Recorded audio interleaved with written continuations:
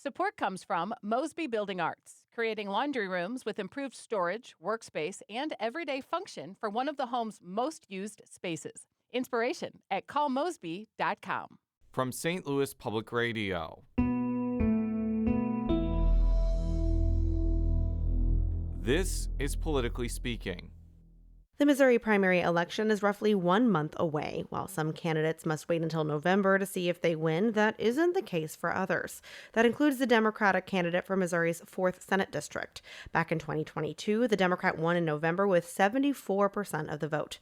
That means for this district, the primary is the more important election. Steve Butz is one of the Democrats running for that Senate seat. Butz is currently serving his final months as the representative from Missouri's 81st House District. On this episode of Politically Speaking, Butz joins the show to talk about his candidacy, including what he feels needs to be done on the state level to continue St. Louis's recovery from last year's tornado. Let's hit the music. This is the Politically Speaking podcast, the definitive show about Missouri politics. Let's go back to some of those policies, to that peace and prosperity that we had some 4 to 5 years ago. Everywhere is Democrat country once this Democrat's been there. There are a lot of things in Washington that are very bipartisan, including some bills that I've already gotten passed. And I think it works best when you can see both sides, but you have to pick one, and I firmly align with the Republicans. But certainly, I think if she's running against one of the crazy dudes, certainly it's going to be a lot easier. But I'll take wisdom in age and a few missteps in oral over somebody who has no substance. I believe that you represent the party's values and you move forward, and that's what I have done. Welcome to the Politically Speaking podcast. I'm your host, St. Louis Public Radio's State House and Politics reporter, Sarah Kellogg. Joining me across the table in St. Louis, he is St. Louis Public Radio's political correspondent, Jason Rosenbaum. And our guest today is the representative for the 81st District in the Missouri House of Representatives, but he is running for Missouri's 4th Senatorial District, Steve Butz. Thank you so much for being on the show. We have a lot to cover. Let's get right into it. For listeners who may not pay too much attention to the Missouri House, tell us who you are and how you got into Missouri politics. Thank you, Sarah. I appreciate it. So, as I said, my name is Steve Butz, a lifelong resident of the city of St. Louis. And it's where my heart is, where we raised our family, where I still live to this very day. So I've been in the House of Representatives 8 years with term limits. I am finished with my time in the House, which I truly did love. I know some people say, how could you have loved it there? I do love the work, not every day, certainly not everybody you work with. That's common. And at times the 8 years, went by really quick towards the end. And at other times you felt like it was a life prison sentence that took forever. So after the 8 years, you hopefully get a wealth of knowledge, at least a working knowledge of things in Jefferson City and the legislature. You build some relationships that are going to be effective for the city, the county, and the state as a whole. And I usually say it's a lot like I've been the third guy off the C-team bench in the House, no matter how hard you try. And after learning, paying your dues, I think the experience I have, my lived experience that I bring, will make a good transition to the Senate, where everybody is on the varsity. Since you've termed out, you mentioned you're running for the senator for Missouri's 4th District, which includes part of St. Louis and St. Louis County. It includes my house, so I'm very invested in this race personally. Why did you decide to run besides the honor and opportunity of representing Jason Rosenbaum in the Senate? Well, that was certainly top of mind, Jason. I want everybody, all the listeners, to know. My ego is just going up. It's hard to fit in this room, but no, I think I knew that I was at least in a unique place. I'm certainly not the only one in this place, but a unique place to say you've lived in this area your entire life. You have worked closely in St. Louis County and St. Louis City your entire professional life. And if I could bring that knowledge that I had gained in the House, along with my lived experience, both professionally and at the family and personal level, that I would be a good candidate, I thought, and I still believe the best candidate to represent St. Louis City and County at a time when we need that regional collaboration more than ever. If you were to win the race, you would be following Senator Carla May, who is serving her final year as a senator from District 4. What do you want to do the same as Senator May, and what do you want to do differently? The first thing I want to do the same as Carla May is my intention. I love her chief of staff, Dr. Jason Gross. I think he's one of the finest young people working in the Capitol, and that continuity is important to the district. I think it's important to me personally.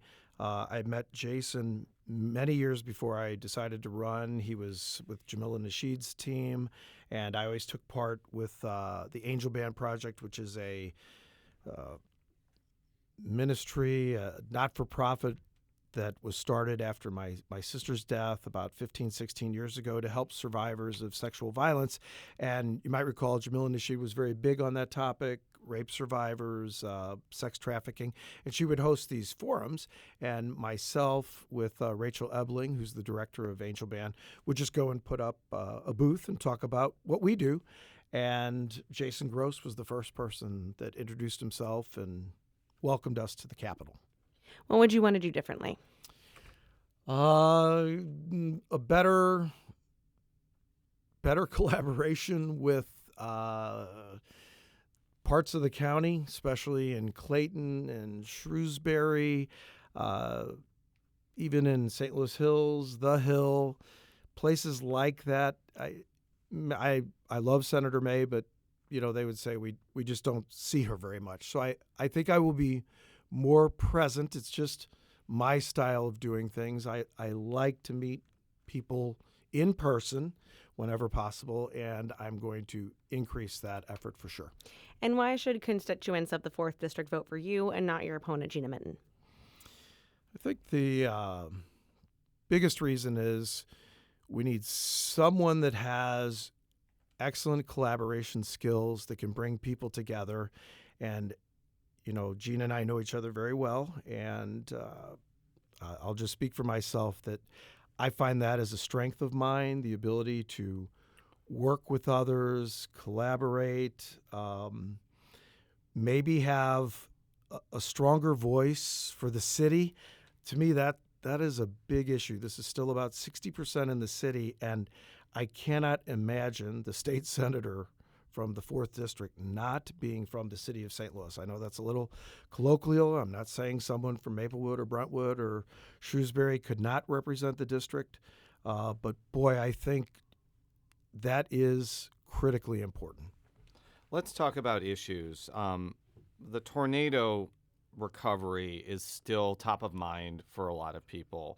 And while I think that a lot of pressure is going to be on the federal delegation to get things like community development, block grant, disaster recovery funds, and the local level to implement these programs, there's still going to be probably a lot of focus on state level relief. What would you want to do as senator to continue the recovery for the city? Well, there is no doubt this. I was there. Obviously, I was in the city the day the tornado hit. That night. Like I think a lot of people know, my professional career has been insurance, so you have to adjust claims.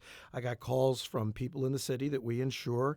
A tree was down on their house, that type stuff. And so I handled 2 claims the night of the tornado. And I thought, well, this was bad, but not terrible. And then I saw the news, and then I went to where it was ground zero the next morning, and it was beyond anything most people have ever experienced. Everybody knows how bad it was. And, you always have that immediate push of a lot of people that want to help, and it was that way. And at the same time, you had to just put deep in your psyche that this is going to be many, many, many months and years to recover. It was in Joplin. It is in the flooding in Texas. It will be that way for us. But that first push of volunteerism that you saw for the first several weeks, it was a beautiful thing. There's no way to keep that perfect energy going, but I was able to use my expertise in just insurance claims. And when there were these town hall meetings on the north side, I was able to speak at several of them, just going over the coverages. Most people did have insurance that had occupied homes, up to about 70%. Most of those policies, though, were actual cash value policies, to not get in the weeds, but they were never intended, or they were misrepresented. I don't know, I wasn't there at the time of purchase, that it was not to rebuild your home. This was to get you a chunk of money to move on somewhere else with your life. That's a hard pill to swallow when you think and you know you want to stay in your immediate neighborhood and on your block and rebuild your home. Many of those homes just can't be rebuilt. The effort, the governor was there right away, the senators were there. Certainly Mayor Spencer did more than any human being could. I mean, she gave it 120% every day for many, many days, and continues so. The state funding, we're at about $190 million, which I keep making sure from my city contacts. Now, we actually have that money, and they say, we do, how we're going to use it. We want to use it to match, use it for block grants, get FEMA to move. But the state did step up pretty quick, and that has to grow. That was just a starting point.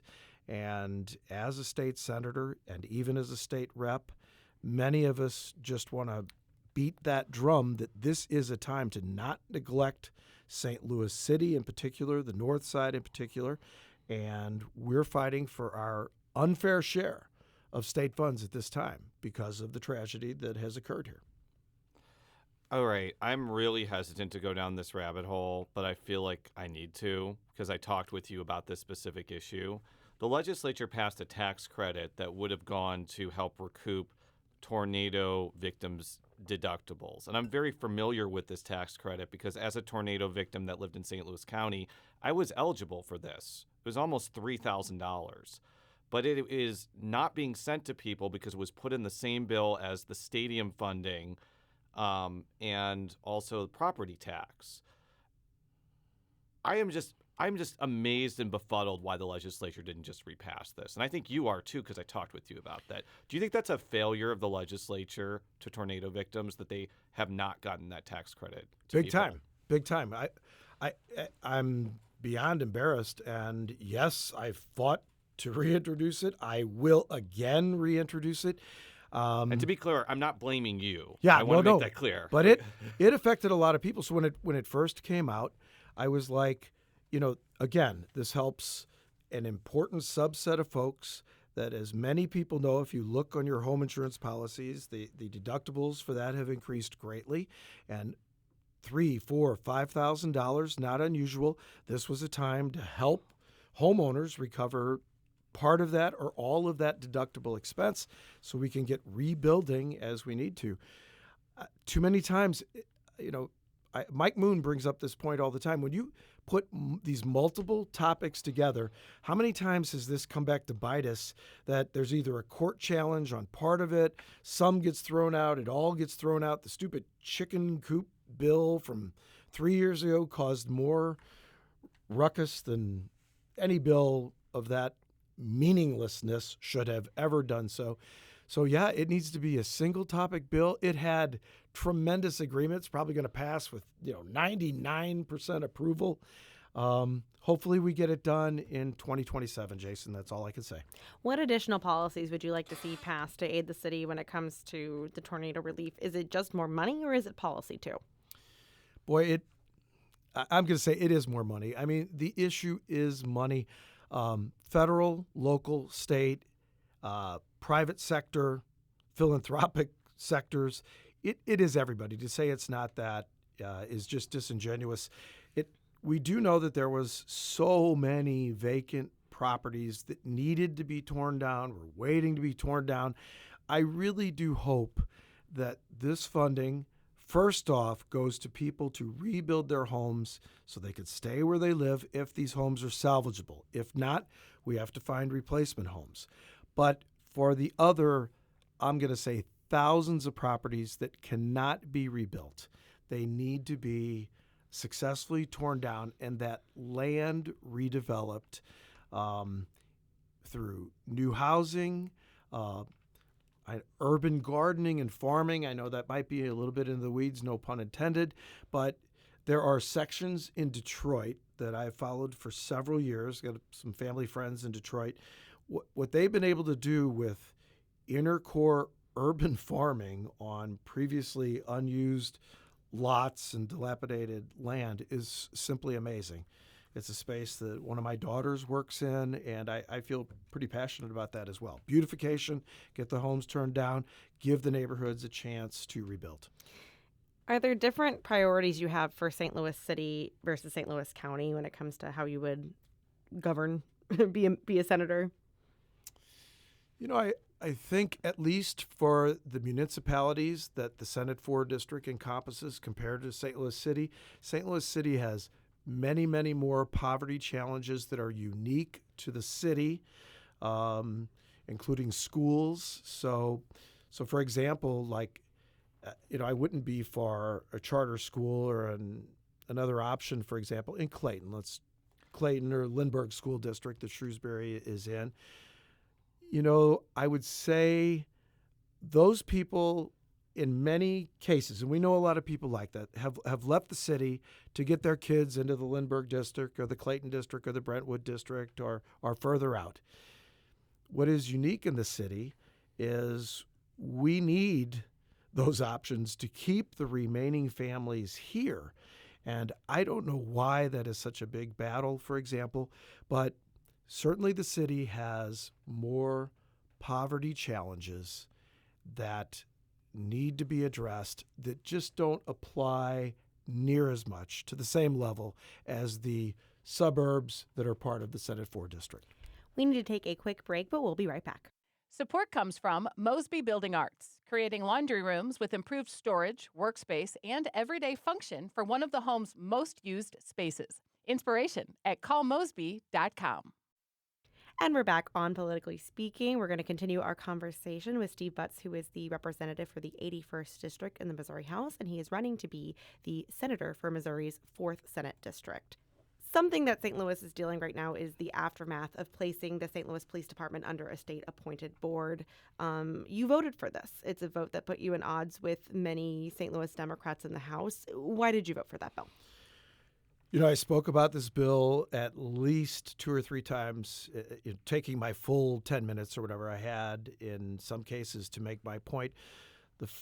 Really the first point that I always made was this is the single best thing we can do to improve morale in the St. Louis Metropolitan Police Department on day one. At the time, I mean, morale was terrible. We were losing more officers to other suburban districts and beyond, and or to retirement at a frightful clip. And that police response time only exasperated what many people, many people that don't live in the city, I don't think can appreciate the time that we have to wait to get police response because of simply not having enough officers. So that was one, morale. I think secondly, if you talk to anyone who's involved with the police department in a non-political way, these are people who have served as police officers, men and women who were there under state control, say 12, 13, 14 years ago, and then local control 12, 13, 14 years later, would say there is no comparison to how poorly it's run, the finances are mismanaged, bills aren't paid, frustration on equipment, just nuts and bolts issues of running a business that was just going sideways that had nothing to do with politics or really direct policing. And this was the Ethical Society of Police, and I also made this point. So, we're a very racially divided city. It's been something that we've dealt with for generations. But you guys tell me the last time that the Ethical Society of Police, the association that represents primarily black officers, and the POA, always colloquially known as the White Officers Association. Neither moniker is exactly accurate, but it's historically accurate, and those of us that live in the city understand where they're coming from, were together 100% on this issue. And their main reason was this department needs to be better managed, and this board should be functioning, and it is not currently, as an effective board of directors that run the business side of this situation. I know this is kind of a pedantic, irrelevant point because this isn't what happened, but as a St. Louis County resident, I'm used to the county executive not having direct control over the police department because there's a board of police commissioners in St. Louis County, but it's appointed by the county executive. I understand like people don't like the mayor having direct control over a police department. Why wasn't there an effort to just have something similar to St. Louis County where the mayor appoints somebody and maybe there's restrictions on what he or she can say to that board? Because it seems like if that was the case, a lot of the problems we would have would have been prevented. You know, I'm not always in the room where it happens. As a third guy off the C-team bench in the House, you're frequently not in the room where it happens, but I can tell you the Inside Baseball said that idea of exactly the way the county Board of Police Commissioners worked was floated, and they simply could not come up with a workable solution with the previous administration. How much truth or falsehood is in that, I do not know, but it was certainly an idea that was floated because I think it was a common misconception that, to your point, Jason, many police departments have a board of police commissioners. It's just who gets to appoint them. The safety net, and one of the key reasons I think I am running for this position is these appointees have to go through the city's state senators. You know, we will have those senators currently, didn't exercise it, have veto power over these appointments. And I was a little disappointed in Senator May, and I told her so. I'm like, I was just hoping. What about Senator Roberts, though? And like he has to have some responsibility on this too. He does. It was both. I'll say both. And I just only had the personal conversation with Senator May because I have many more personal conversations with Carla May. That being said, I don't know all the reasons anybody's thinking there, but I'm just saying it is a safety valve for the citizens of the city that the two state senators from the city have a tremendous amount of input who gets to serve on this board. And I can assure the voters that if I am fortunate enough to be elected as that state senator, that will be a scrutiny that I will take very, very seriously. So I mentioned the problems with this board, and the problems that are emerging is the board wants the city to spend significantly more money on the police department than either it has or it wants to do. They wanted to take money from the Rams settlement and from reserves, which they were smacked down in court for now. And they also want to raise pay for command staff. And I said this on the Politically Speaking Hour in St. Louis on the Air. I see the idea and reasoning behind paying higher level officers more, so you give an incentive for lower level officers to work their way up. But that cost the city several $1 million because they also had to raise money for the fire department. So I guess my question here is, because I understand that city legislators are probably not going to be as influential on this board as the governor, who is probably telling this board what to do.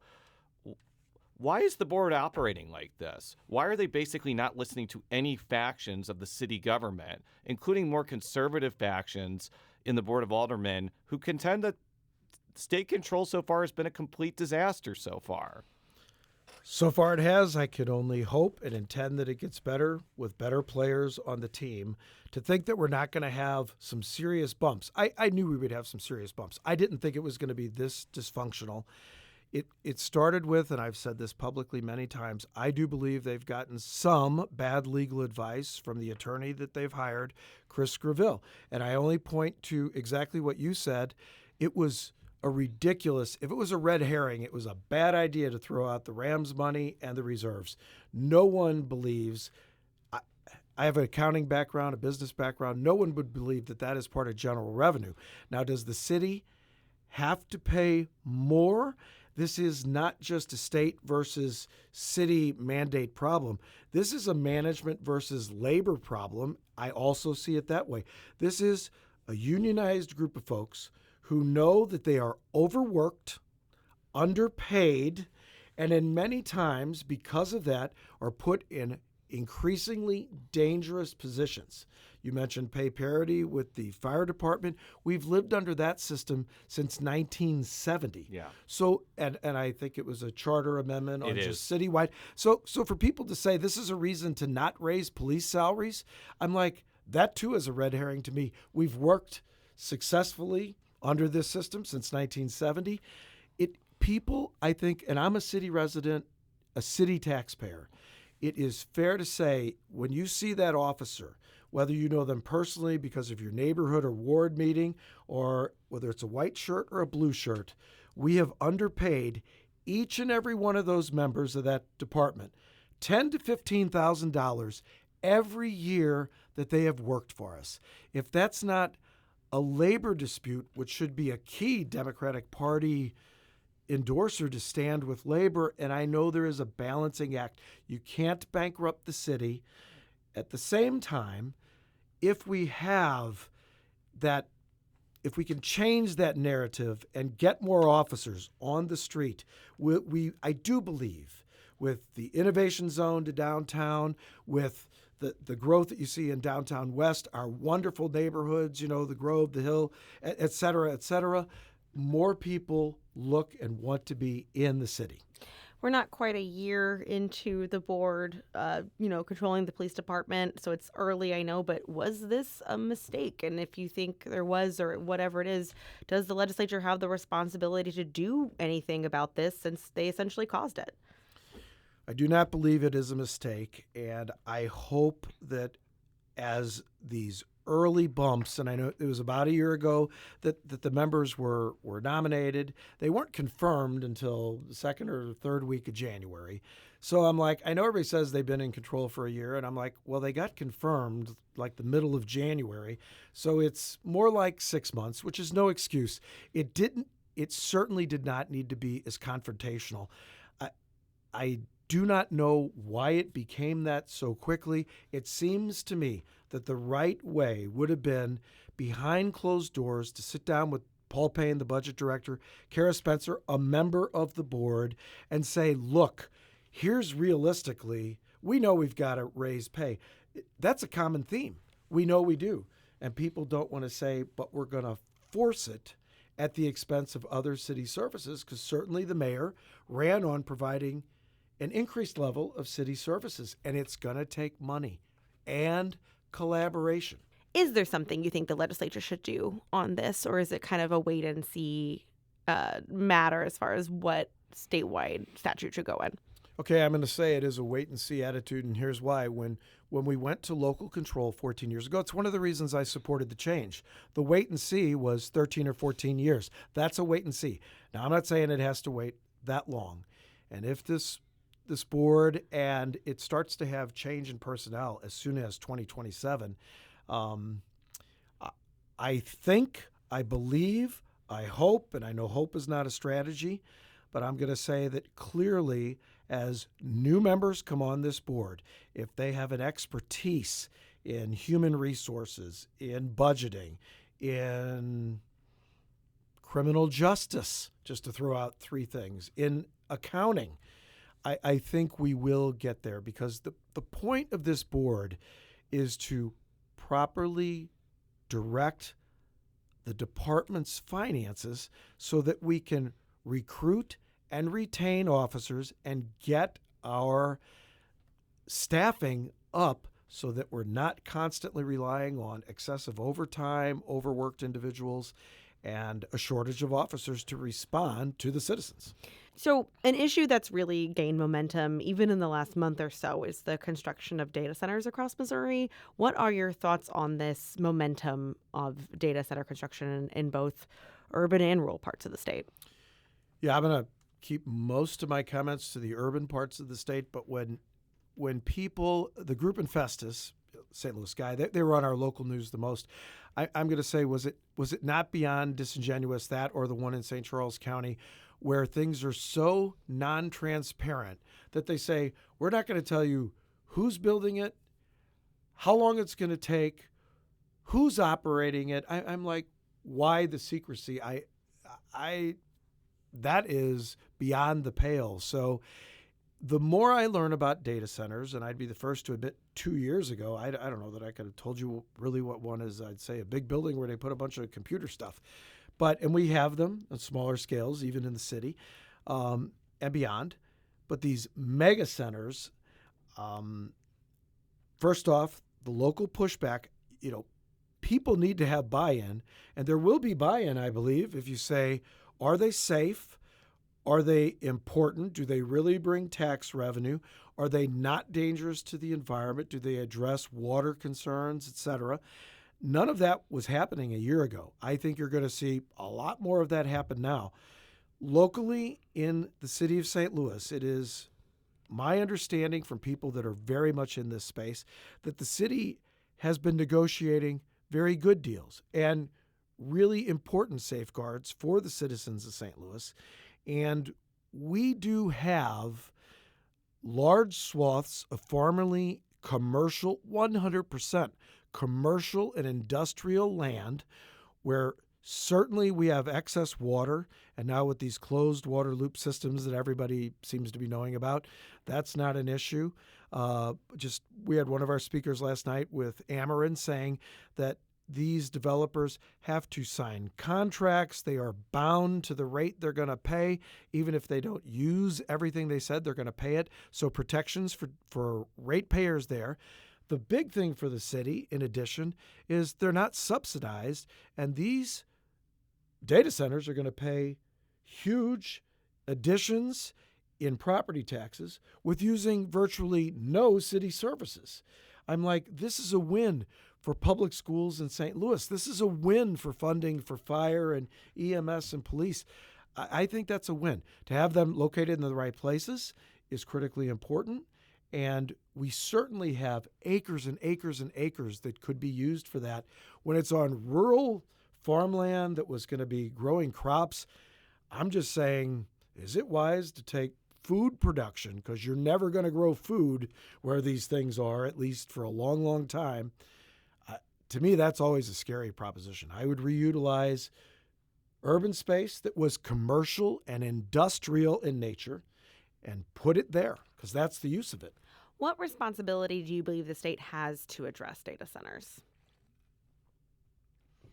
Well, that's if a good any. question. Yeah. Not much, I know, because it's very much the municipal level. There has been a special committee that is formed now, and Representative Del Taylor, I mentioned him again, he was involved at least on fact-finding missions for these type data centers. The state, I'm pretty positive, is not going to have direct control, and I don't know that there's a lot of appetite for that they're going to leave it at the county level, the municipal level, and those communities that want the data centers are going to get those construction jobs, which are really a huge issue in building them. Some, not many, but some really high-paying jobs maintaining these data centers, and then, of course, the tax revenue that comes from them. So in the Missouri Senate, when you're filing bills, you get an opportunity to have kind of your first three that you see as your biggest priority. What would be your first three bills you would file as a state senator for District 4? One I've been pushing because as a lifelong responsible gun owner and hunter, we have got to move the needle on some very common sense gun regulation. I have filed a couple bills in this way, and I'm going to keep pushing it. The one would directly affect what people commonly like to refer to as a red flag law, but it was so narrowly tailored that just said the genesis of it was the CVPA shooting, and the mother who knew her 19 or 20-year-old son was in trouble mentally. She found this assault-style weapon in her home, her own home, her own child, and calls the police and the police were unable to truly confiscate and remove that weapon. And that same weapon that had to get returned because of Missouri law was the same murder weapon a short time later at CVPA. So this bill, narrowly tailored, says if you have a resident member of your household that is having truly mental breakdown and struggling with their mental health, you can petition to have that weapon removed from the home for a period of up to 180 days. It did get a little bit of traction. Others on the Republican side, well, if you would have said 30 days, I think we'd get with you. I said, fine. Next year I'll file it that it's 30 days. The point was to get it out of the home, narrowly tailored. I just think that one is so simple that we had to have it. The other, along the same line of gun regulation, I was a supporter of concealed carry, very much not a supporter of constitutional carry that's been expanded to anyone, anywhere, anytime, regardless that you're 14, 15 years old just walking around with a weapon. And the argument was made with others on the Republican side saying, hey, we used to just hunt and we'd bring our rifles with us to school and then we'd go squirrel hunting or deer hunting. I'd said, yeah, it's true. But if you're born after about 1964 or 5, you have to go through a 2-day hunter safety class to get that same permit now. So your sons, grandsons, your daughters and granddaughters are having to prove that they know how to handle a weapon to go into the woods to hunt. Surely we could make that a requirement for anyone. Just to have some common sense gun safety training would go a long way. That's a heavy lift, but it's one I believe in, one that affects my family directly, and I know actually Jason and I have talked about over the years, and that is to somehow expand special school district to include the city of St. Louis. We lose an additional number of families, and I don't have statistics on how many, but I know of three that are directly affiliated with my family that have had to move to the county where they didn't want to get their special needs child in SSD. How we can't have collaboration on something like that is beyond belief, and I think certainly I would like to think, an easy lift. The third priority has to be on funding, and I hate to always say that St. Louis gets its unfair share, but former Rep. Bruce DeGroat would always say, St. Louis never gets back, the St. Louis region never gets back the amount of money it sends into the state coffers. So making that a priority of saying, hey, the amount of money we send to Jeff City, we have to get our fair share of that back. I could give you the best example is when's the last time any of us saw really a state highway patrol on Highway 70 between downtown St. Louis and the airport, and I challenge anyone to tell me a more dangerous 12 miles of interstate than that interstate. To me, we should be getting at least 5% of that. So for St. Louis to at least get its fair share of funding. So let's go to constitutional amendments that are going to be on the August ballot, and we'll have one question on one that's going to be in November.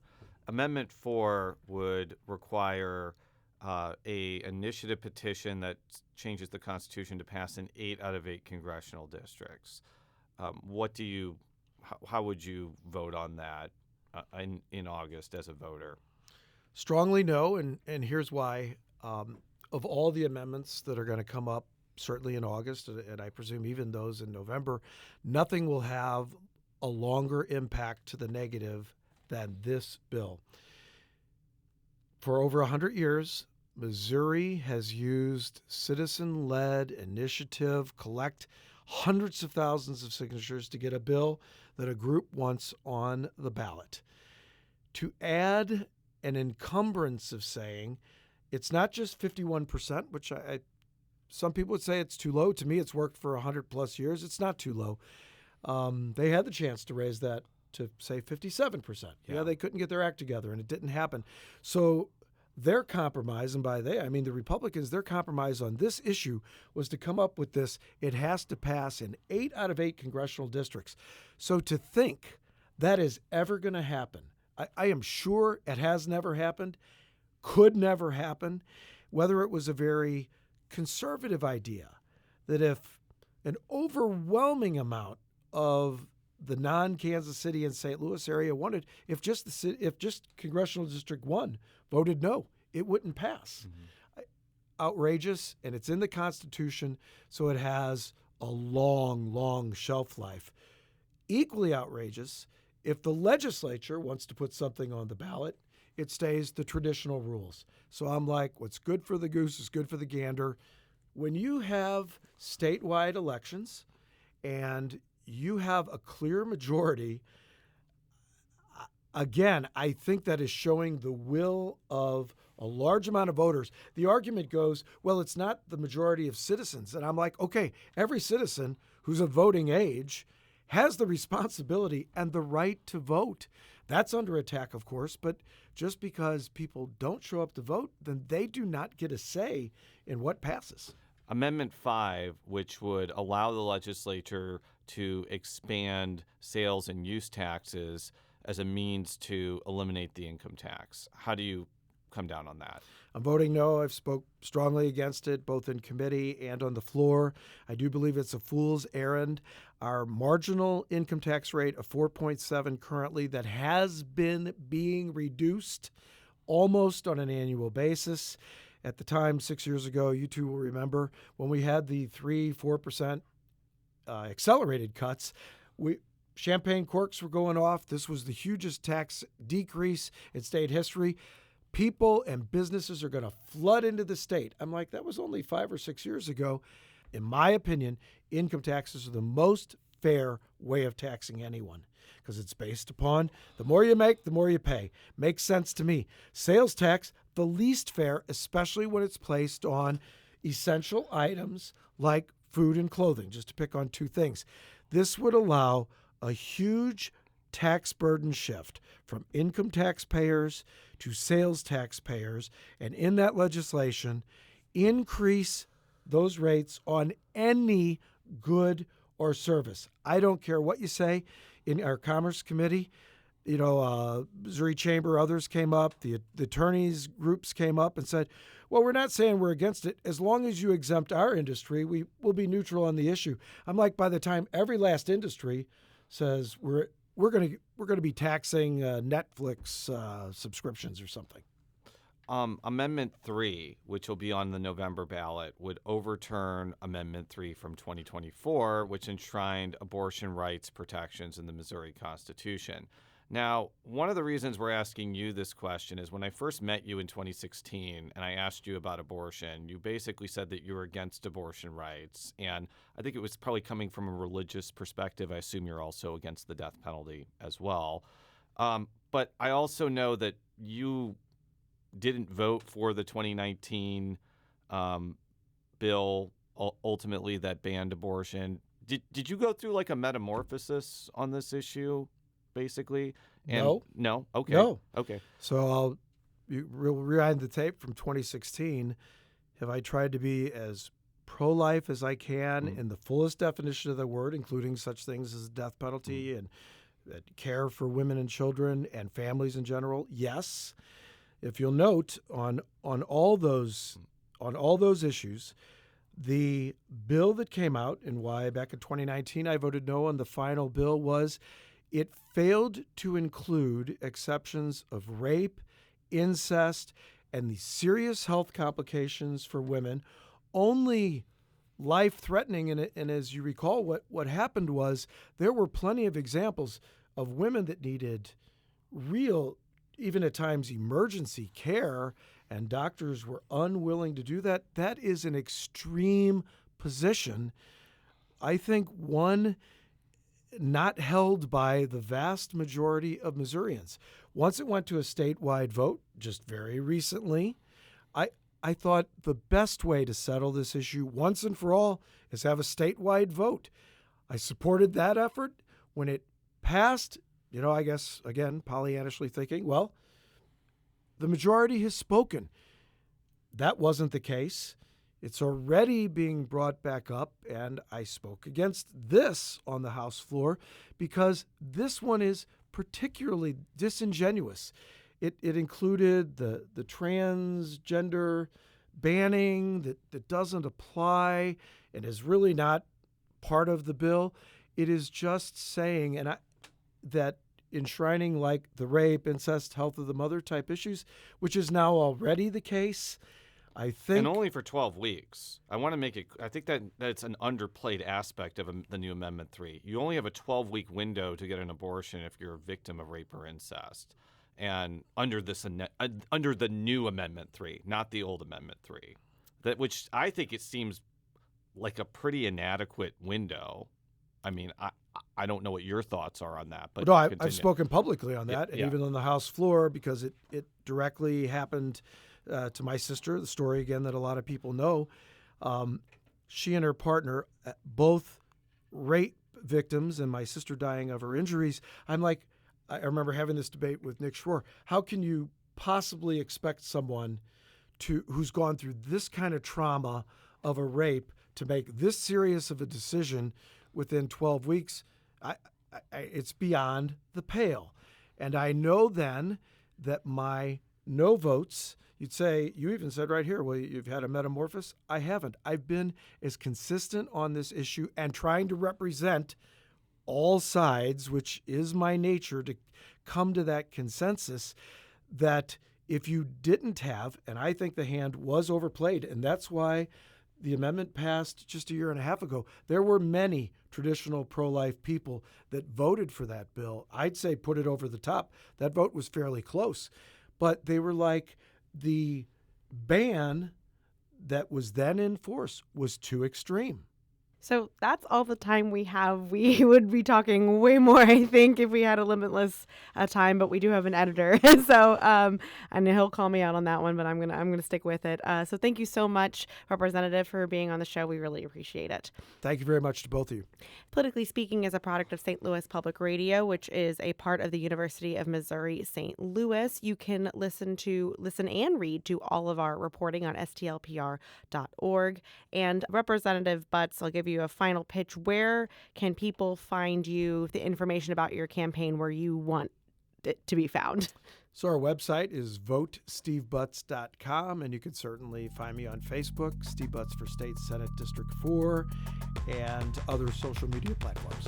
Thank you very much, and until next time, so long. Politically Speaking is produced by Jason Rosenbaum, Rachel Lippman, and me, Sarah Kellogg. The show is edited by Fred Ehrlich. Read all of our coverage at stlpr.org. And if you haven't already, make sure to subscribe to Politically Speaking by searching the term Politically Speaking on Apple Podcasts.